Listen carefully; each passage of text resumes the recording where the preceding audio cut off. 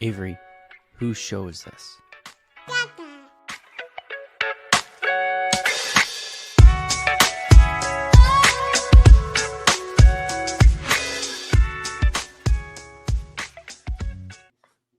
And we're live. Welcome everybody here to the Lakers Lounge podcast. I am Anthony Irwin, joined on this fine Thursday. Well, it's Friday my time, but Thursday night by you guys. Raj went to cover the game in person, and seeing as it was a road game, technically it makes it kind of difficult for him to come back and come on the show with me. So I'm going to be rolling with you guys solo. Interesting game for a few reasons. One, that the Lakers kind of climbed back into it, right? Definitely climbed back into it. Really fun comeback. Looked like for a couple moments there that like maybe, just maybe, they would pull this one out. It was one of those classic Phil Jackson, like, if you're gonna come back from in this kind of a game, you'd better get the lead the first chance that you get kind of games, and the Lakers didn't, and the Clippers were able to figure it out from there. But I thought there were aspects of the comeback that were interesting. Most notably, that Deandre Ayton was not a part of that comeback, and that he was just outright benched, and then probably subtweeted by JJ Redick after the game when he talked about how many free agents that the Lakers have on their roster right now. So that was interesting. Obviously, the fallout from the Genie Bus family LeBron thing has been interesting as well. So maybe we'll talk about that over the course of the show. But really, I think I'm going to lean on you guys here. This was really fun in that on Offside, I watched this game with, in the chat with those guys rather than kind of live tweet it on Twitter. And so, by the way, if you guys are interested in joining Pete and Raj and me and Daman in there, offside.gg is the place to go to check out how you can pop into that chat. But yeah, I thought it was really interesting in that, like, the Lakers opened up well, fell behind by way too much, climbed back into it, had opportunities. Some of the energy levels from various guys and from certain guys really in this game was certainly interesting as well. So a lot really to talk about from this game, and I'm going to lean on your guys' comments and questions over the course of it as well. So get those in as soon as you can. And let's dive on in.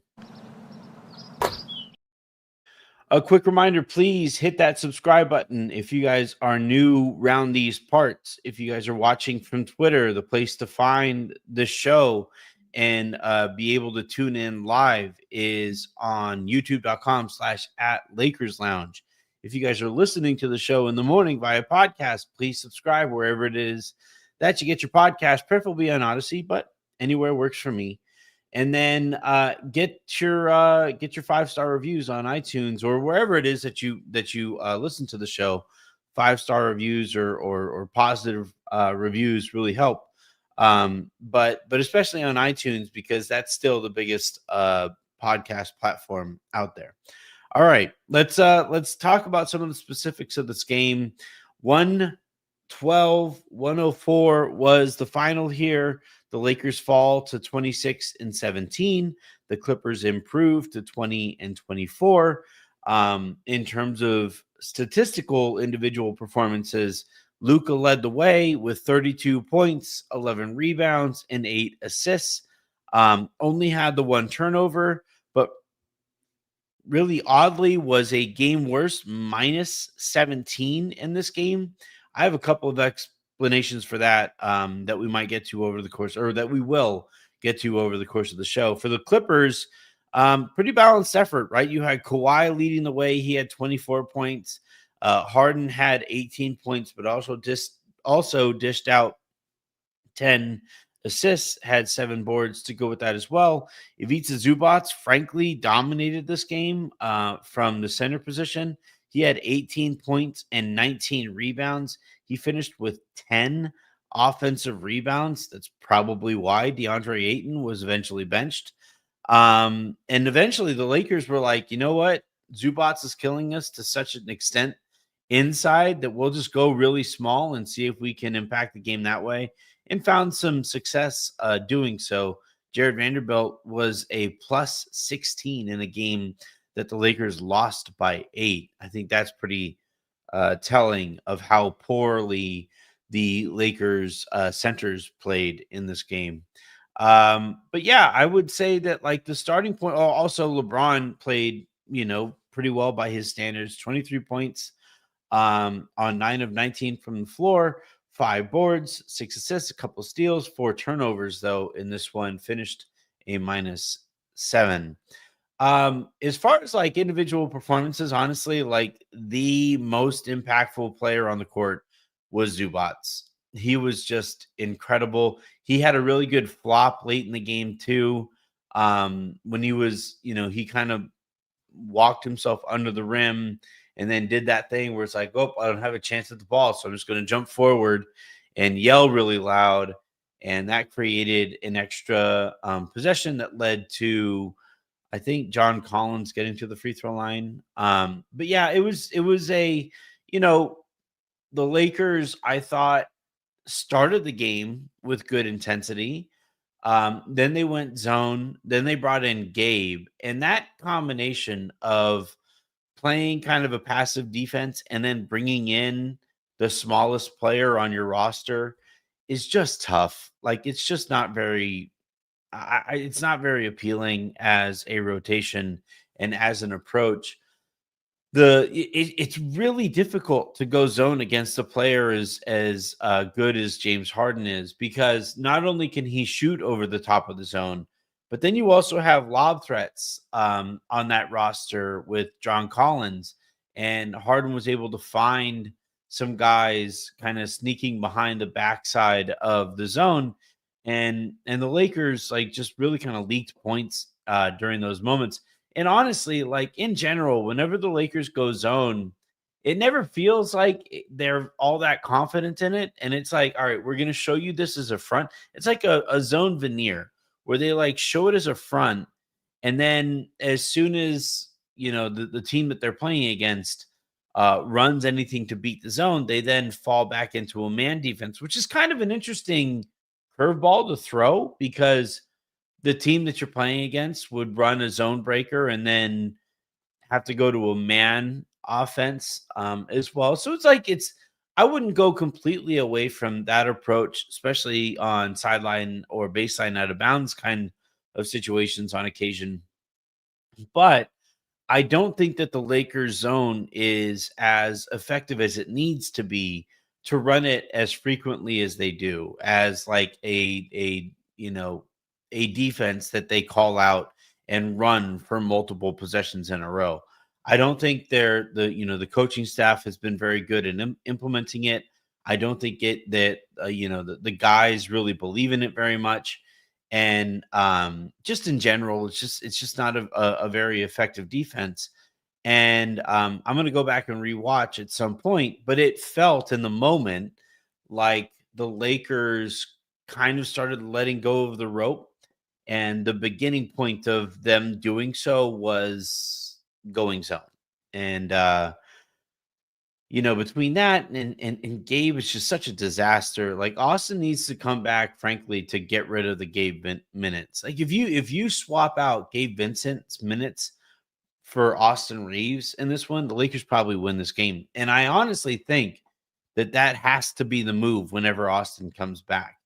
And Gabe just should be a break glass in case of emergency type of player, depending on what the injury situation might be from that point moving forward. But yeah, I just thought like that was kind of the frustrating moments. And while the Lakers were losing the lead, my problem with zone in professional basketball, and really in all of basketball, but especially in professional basketball, is zone, much like a switching defense, just kind of puts defenders or players on the court into a very passive attitude, you know. All right, we're going to switch here. I'm not going to look to fight over the screen. I'm not going to look to, make this player work hard to get the switch that they're looking for. I, somebody comes into my zone, I'm going to pay attention to them, and then I'm not gonna pay attention to them depending on, like, how quickly they get out of my zone. And then, with rebounding, especially because in, like, college and in high school, if you run a 2-3 zone, you can have somebody just camp out in the key, and it's still a little bit more difficult to box out and rebound in a zone in high school and in college. But in the pros, it's especially difficult to rebound, defensive rebound, in a zone because you have that 3 second in the key thing, and like you're paying attention to that. You're paying attention to the weak side. Most teams, when they see zone, put as many shooters out on the court as they possibly can.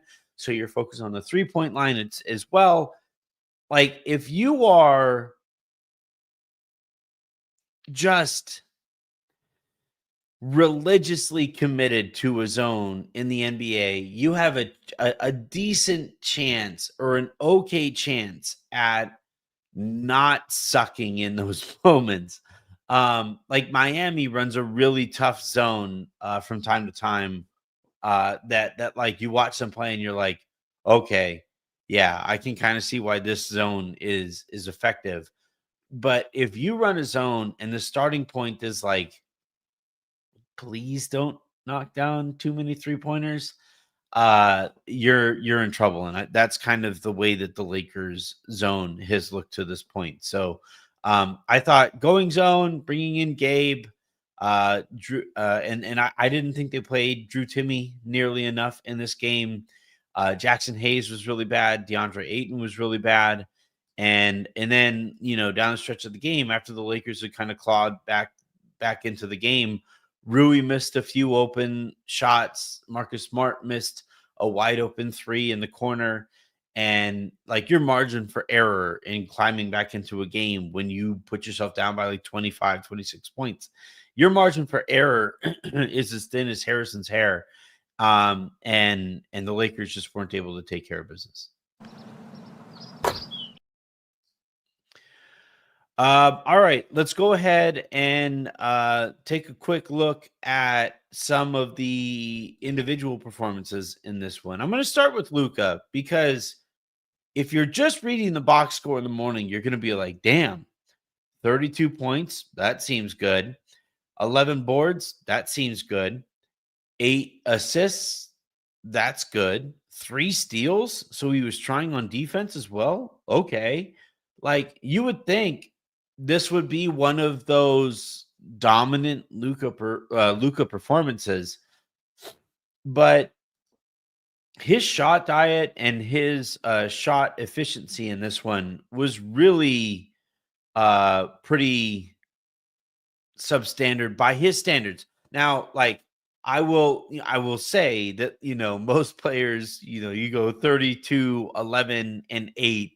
By most players' standards, you're like, that's a pretty damn good game. But by Luka Doncic standards, efficiency is also going to matter as well, given how much he has the ball in his hands. And the Lakers, for a long time, like they scored 18 points in the second quarter. And you had 20 you had 29 points to the 36 that the Clippers scored in the second quarter or in the first quarter.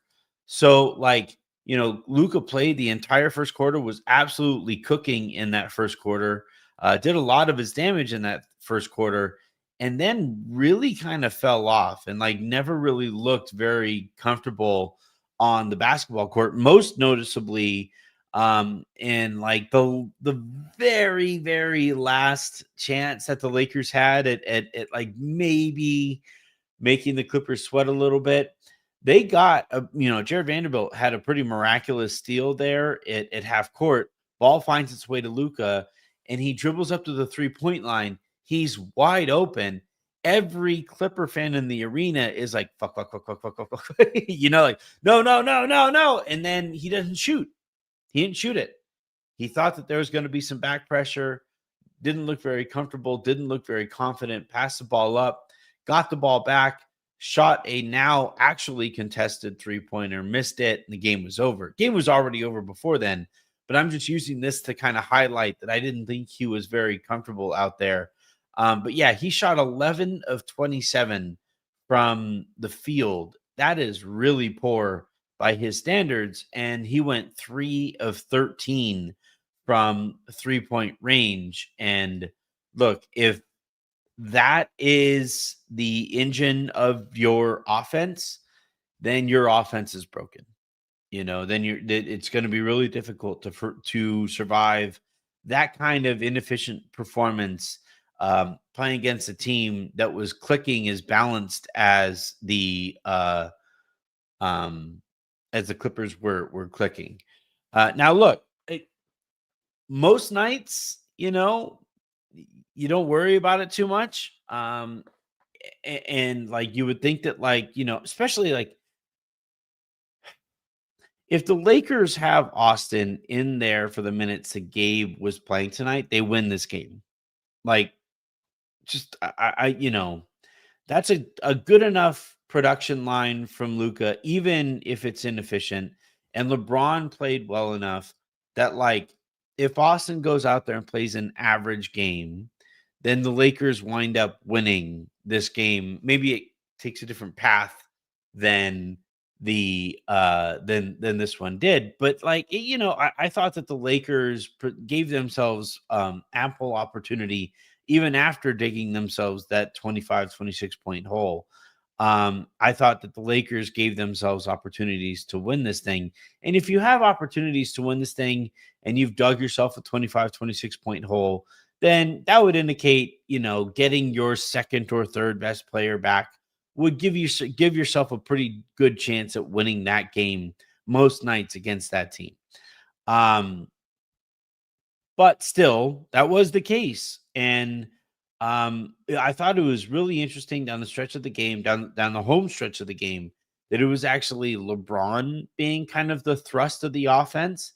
And Luka was playing a lot more off of the ball. The Lakers were going to that LeBron like flare screen action that on one play got Vando a dunk, and then on another play got LeBron an and one.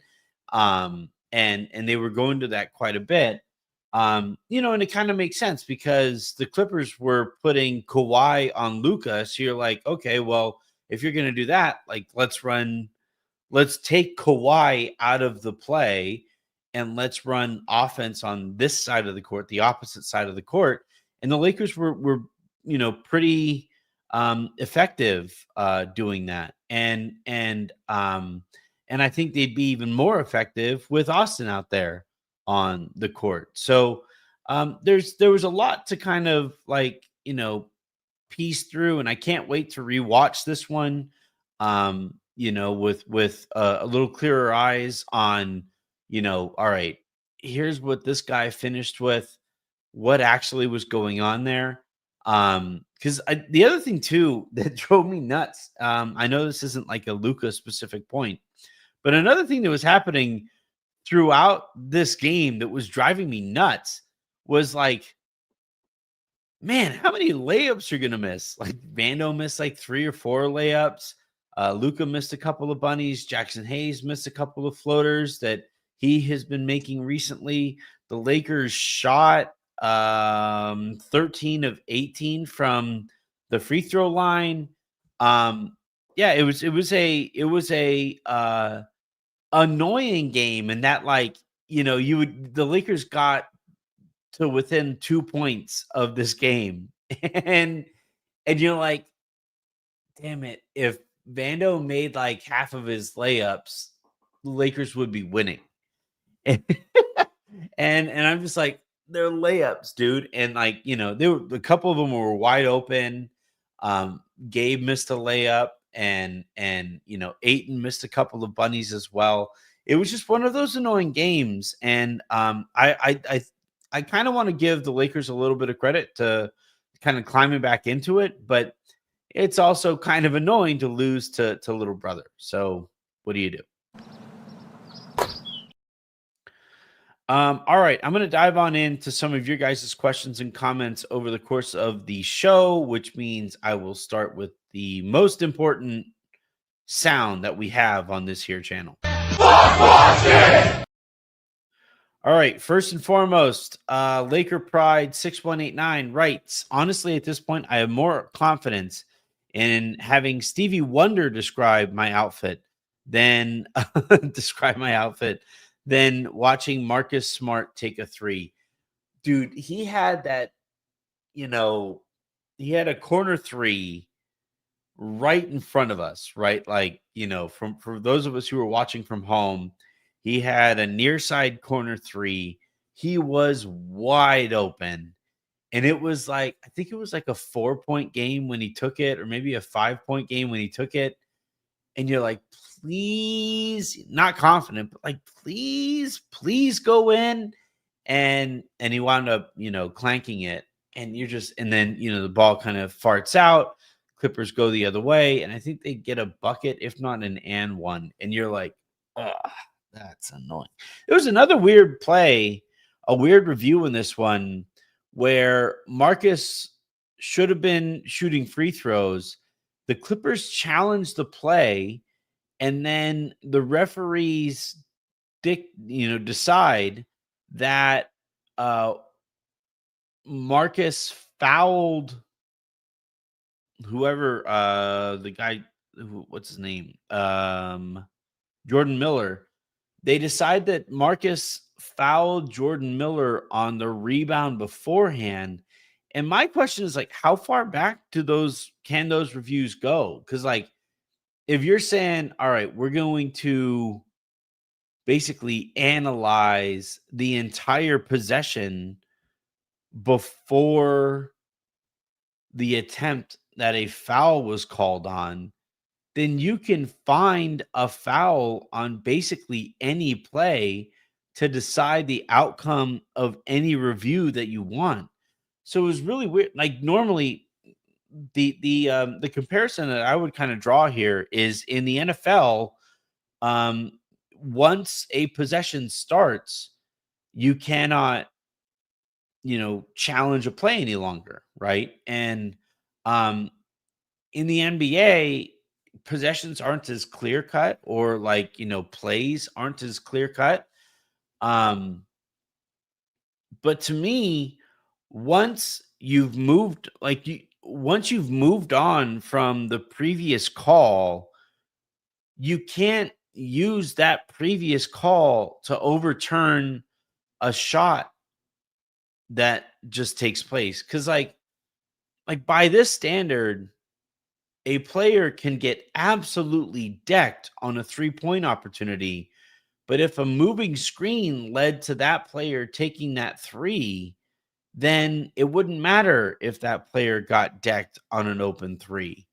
And if you're refereeing in a Golden State Warriors game and Steph Curry gets decked on a three, but he's coming off of a Draymond Green screen, then chances are that screen was illegal.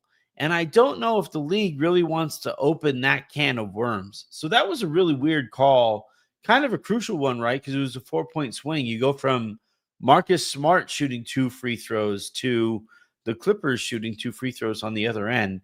It was really weird. But now, like, Laker Pride, I agree with you 100%.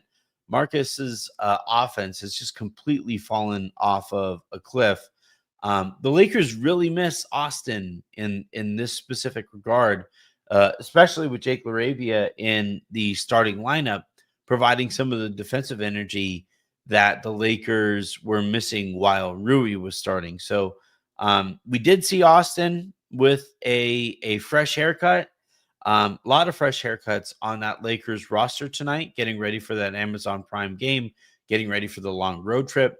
But I did, send a couple of texts out like, hey, Austin's got this fresh haircut. There was that, JJ Redick talking about Austin maybe being available by the end of this road trip. Or how close are we getting? And it is one of those things that the Lakers are pretty happy about Austin's progress to this point. So hopefully, before too long, the Lakers will be getting Austin Reeves back. Because Marcus's offense is just, I want to take a hot spoon to my eyeballs watching him play. All right, next question here comes from Gorilla the Conqueror. Luka was bad at the end. SMH, shaking my head. Vando and Smart, though. I think it's notable that pretty consistently this year, the guys who play with a lot of energy tend to have the better impact numbers than the guys who provide the theoretical spacing that they provide. Now, maybe there are some numbers that would indicate that like Gabe was a positive influence, or maybe there are some numbers that would indicate that Rui has been positive and stuff like that. I My thing is, when I watch the Lakers play, I really like the amount of energy that, like, even granted what I just said about Smart in the previous segment, that notwithstanding, I think the Lakers do, like, before he got healthy, the Lakers really missed his, give a bleep. And I think, and I know that this has become the official stat of the Lakers Lounge is give a bleep. But I think, Vando getting out there and like really what it is, and I said this the other day, basically the Lakers, when Luka and LeBron or Austin or some combination of two of those three are out there or more, what the Lakers need are guys who either finish possessions, create extra possessions, or stop the other team from creating extra possessions for themselves. And that possession battle is going to basically dictate how effective the Lakers are going to be on a game by game basis. And I think Marcus Smart helps you, limit the number of possessions that the other team has. And on occasion, will generate a couple of extra possessions by turning the other team over. Vando, when he's really going out there, right? Like when he's really on it, generates a couple of extra possessions with some offensive rebounding or some tip out type plays, um, limits the other team's possessions or generates extra possessions defensively by being the nuisance that he can be. The problem with Vando is that like he just doesn't finish possessions, right? And what the Lakers really, really need, and at some point we'll actually, see this maybe before I die, but the Lakers desperately need one, if not hopefully several players who check all of those boxes, right? Who can knock down an open three when they get them, right? Rui knocks down open threes, but doesn't help you in the possession battle.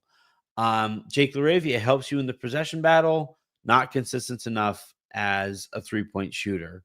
You just have this desperate need across the Lakers roster.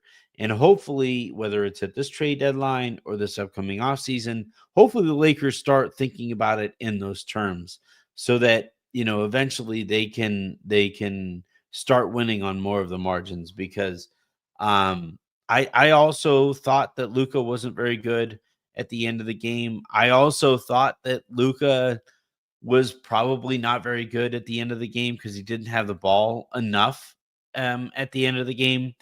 But the Lakers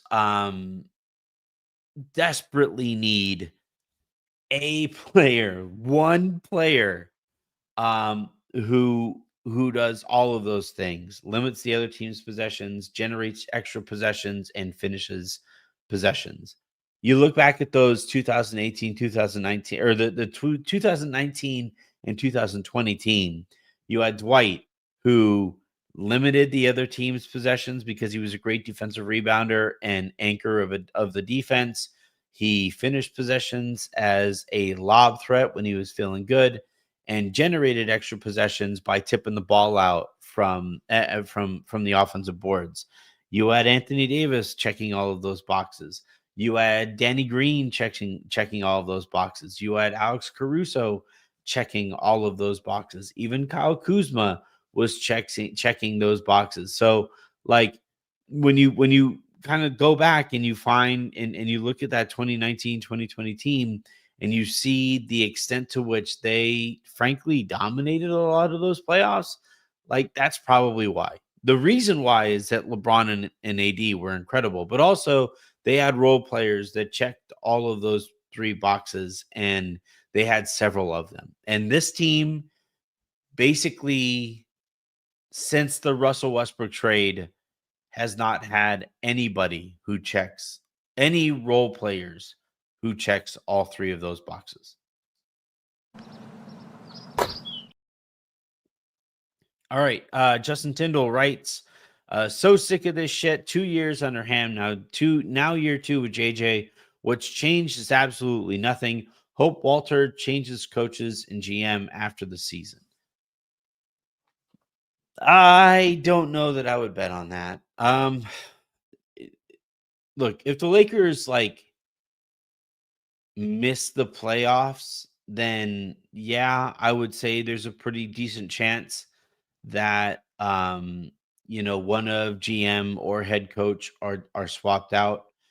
If they are swept in the first round, maybe some of those conversations take place as well. But again, at the end of the day, the person who has final say over this is Jeannie Buss, and she fired her entire family to ensure that this inner circle remains intact. So probably gonna get a lot more leeway for those guys than Lakers fans probably want. Ah, God. I like threw up in my mouth saying all of that. Justin Tyndall again in Dallas. Thought Luka was an efficient player. Now feel he's just a chucker. He's an awful 3-point shooter. Just jacks up 3 after 3. Luka, you aren't Steph. I mean, look.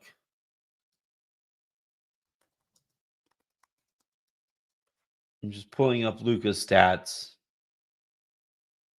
And he has followed the unfortunate trend of forgetting how to shoot 3-pointers when he gets to the Lakers, which makes sense for an organization that just refuses to employ a shooting coach. But anyway, let's look at Luka's 3-point shooting percentages over the course of his career. So his rookie season, he shot 32.7% on 7 attempts per game. His second season, he actually got worse and shot 6% on 9 attempts from 3-point range per game. From there on out, though, he's been solid to really bleeping good.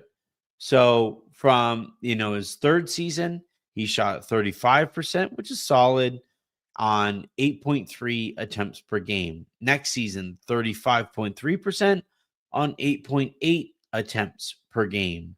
The season after that, he shot 34.2%, which is you're nearing the Mendoza line at that point, on 8.2 attempts per game. The next season, when he was like incredible, finished top 3 in MVP voting in 2023, 2024. He shot 38.2% from 3 on 10.6 attempts per game. Following season after that, he combined for 36.8% from 3-point range on 9.6 attempts per game between his time in Dallas and LA. This season, he has slid all the way down to 33.7% from three on 10.2 attempts per game. And that is just an inefficient basketball player from 3-point range. Now, he makes up for it by getting to the free throw line as frequently as he does. He makes up for it because he's a special passer as well. But when the engine of your offense is that inefficient from 3-point range, and continues to shoot as much as he does from 3-point range, it just hurts. It's not an effective approach to basketball.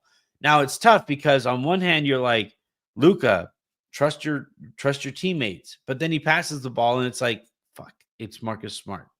You know, like Luka, trust your teammates. All right. Please, Vando, make this one wide open. Nope, didn't happen. You know, like it's this is where talking about basketball is difficult because it's not as simple as if Luka shoots fewer 3-pointers, maybe that means one extra 3-pointer for Austin per game. But it's not. And also, by the way, Austin isn't the kind of 3-point shooter that we think he is, too, right? Well, maybe if Luka shoots one fewer 3-pointer per game or two fewer 3-pointers per game, maybe that's two other efficient shots, but it's not necessarily that cut and dry. Sometimes, and this is basically what the Lakers have been doing internally this year, sometimes you just have to hope that the guy who has shot better than this over the course of most of his career, like you hope at some point that this guy turns it around. Yeah, like I don't blame them for thinking that way. Shit, that's how we felt about Kobe all the time. It was like, all right, Kobe, you're 1 for 10. How's number 11 going to go? And I still felt better about Kobe taking that 11th jumper than I felt about like Smush Parker taking a jumper. So it's a difficult thing to try to analyze here. I look flat out, Luka needs to be a better 3-point shooter. And the Lakers would greatly benefit from Luka being a better 3-point shooter. But I don't really know what the solution here would be, right? Like, how do you tell this dude, all right, hey, man, shoot fewer threes? Okay, I'll shoot fewer threes. Here's this pass. Please, Jackson Hayes, make that 7-foot floater. I don't know. I like it. You're just as likely to, have Luka pass out of that 3-pointer and have, the shot that results in that possession be like a Jake LaRavia 3-pointer, which he hasn't been very good from 3-point range this year. You're just as likely with that being the outcome of the possession than you are LeBron or Austin getting a good shot out of the possession. It's just it's kind of a coin flip. So ideally, Luka keeps shooting him and eventually has the progression to the mean. But if he doesn't, then I sincerely do not know what the solution to that problem would be. All right. Next one here. Taman Singh Humultani 4441 writes, Lakers should go for Sam Presti this summer, move on from Genie, get good role players, and don't go for Giannis. He's 32. Go for Ant in a couple of years.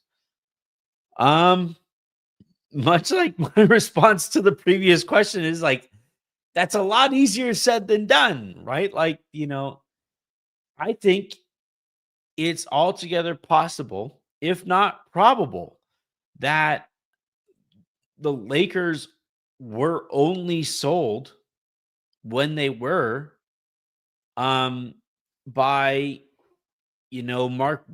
Mark Walter agreeing to allow Jeannie Buss and Rob Pelinka and the Ramby and Tim Harris and that entire group of that entire inner circle to stay on for 5 years. Like I would probably say that's probably likelier than not. And like as that is probably the case, chances are it's going to be really difficult to get Sam Presti. Now, what I will say on the Sam Presti front is that whenever his contract is up, and I don't know that off the top of my head, whenever Sam Presti's contract is up, I do think that between now and then, there's going to be some back channeling done. There are going to be conversations that take place, and there's, I would say, a decent chance that Mark Walter and Guggenheim and AG and his entire group of people are going to start doing their homework on whatever they have to do to get Sam Presti at least for a formal interview. So like again, I truly do not know. I'll just Google while I'm sitting here. Sam Presti contract. These things aren't as readily available as player contracts would be. Let's see. Yeah, so there's just basically no information on it. And I'll dig around and I'll see what's going on there. But I do think that would be the first step that Mark Walter would typically take is like, all right, I'm going to go out. I'm going to get the best basketball mind out there, hand them the keys and say, you have this blank check for yourself. And then you also have this blank check to fill out this organization however you want to fill it out. You want this training staff? Cool. You want this analytics department? Cool. You want this video department? Cool. You want this social media department? Cool. You want a PR group that will shut up idiots like that Anthony Irwin guy over there? Cool. You got that too. Like, the Lakers would be wise to approach, all right, so they'll see how things go for the rest of this season. They'll see how things go this upcoming summer and that transaction window there, where there is no excuse for Rob Pelinka to not build a roster that meets the expectations of Luka Doncic in his prime. And, coming out of that, Mark Walter will make his decisions or start to make his decisions on this current front office.